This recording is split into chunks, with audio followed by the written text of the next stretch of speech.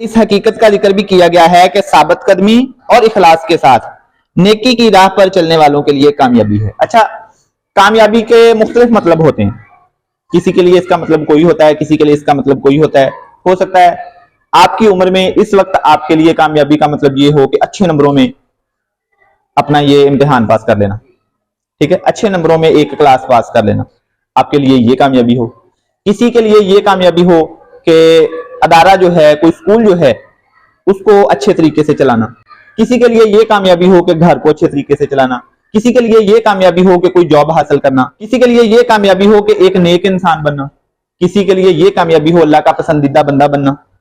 हर शख्स के लिए कामयाबी के मतलब मुख्तलिफ होते हैं, लेकिन कामयाबी चाहे दुनिया की हो या आखिरत की, उसकी शर्त क्या बताई गई है कि साबित कदमी और इखलास के साथ, साबित कदमी और नेकी की राह पर चलते रहना, यह कामयाबी का बहुत बड़ा राज है। साबित कदमी के साथ और इखलास के साथ हम क्या करते हैं, चंद दिन कोई अच्छा काम किया, चंद दिन मेहनत से काम किया, फिर मठे पै गए, फिर काम को छोड़ दिया, ठीक, उकता गए, बददिल हो गए।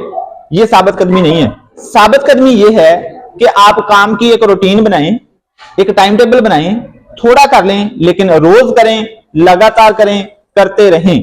तो कामयाबी का हमारे हाथ एक सादा सा असूल क्या आया कि साबित कदमी और इखलास के साथ, मुखलस होके, दिल च कोड नहीं रखना। जे दिल च जरा जिन्ना भी कोड होया,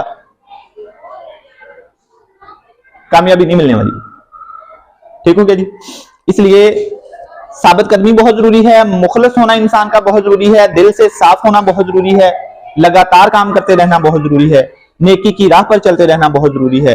फिर आप एक ना एक दिन दुनिया में भी कामयाबी हासिल कर लेंगे और आखिरत की कामयाबी तो आपको मिलेगी ही मिलेगी, अगर आप इन बातों पर अमल कर रहे हैं।